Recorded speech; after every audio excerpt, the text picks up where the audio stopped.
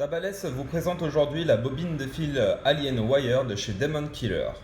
Cette bobine de fil vous sera envoyée dans une petite boîte cartonnée comme celle-ci. On va avoir ici de cocher le Alien Wire 0308 en 32 gauge. Donc on va ouvrir maintenant la boîte. À l'intérieur on retrouvera la bobine qui ressemble à ça. Donc il va falloir forcer un petit peu sur le carton pour pouvoir l'extraire. Voilà à quoi ça ressemble au niveau du fil.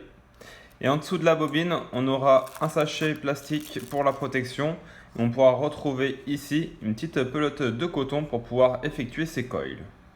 Voilà à quoi ressemble le fil d'un peu plus près. Pour effectuer ce type de fil, il faudra utiliser un fil en cantal plat de 0,3 sur 0,8 mm qui sera enroulé autour d'un autre fil cantal 32 gauge qui correspond à du 0,2 mm.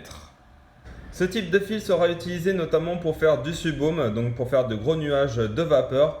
Comme vous pouvez le voir ici, il est vraiment très souple en fil, donc facile à entourer autour d'un axe pour pouvoir faire vos résistances. Et on va voir maintenant le coton. Voilà à quoi ressemble le coton. Donc c'est un coton qui est simple d'utilisation parce qu'il est vraiment très maniable. Vous voyez, il se déchire assez facilement, donc c'est très bien pour pouvoir l'insérer et le manipuler pour pouvoir faire ses résistances.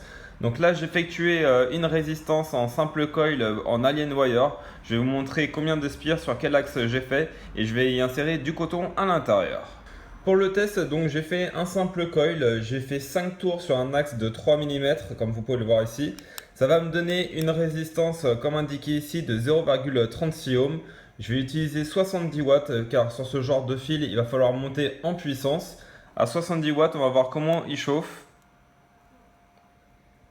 Vous voyez, il met un peu de temps et donc c'est un fil qui va demander beaucoup de puissance.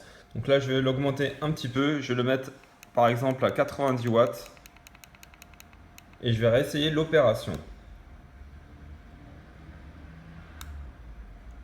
Pour insérer le coton à l'intérieur de la résistance, je vais venir l'enrouler sur l'extrémité ici pour pouvoir l'insérer à l'intérieur de la résistance que j'ai faite juste ici.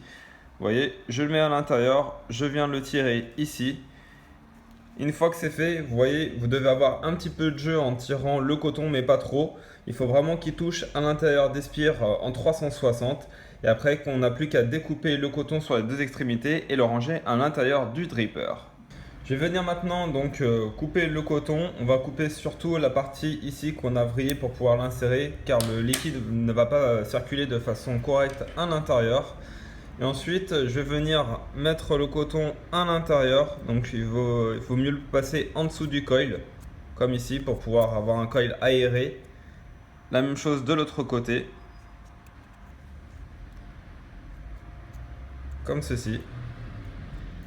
Et après, je vais venir mettre du liquide à l'intérieur. Ne pas oublier donc de bien mettre du liquide au niveau de la résistance en son milieu. Et bien imbiber tout le reste, en haut, en bas, à gauche, à droite et en dessous du coton. L'Alien Wire sera donc très connu pour sa capacité de chauffe à haute puissance et surtout pour une très bonne restitution de saveur. Ça va être l'un des meilleurs fils résistifs pour avoir une bonne saveur tout en ayant un maximum de vapeur.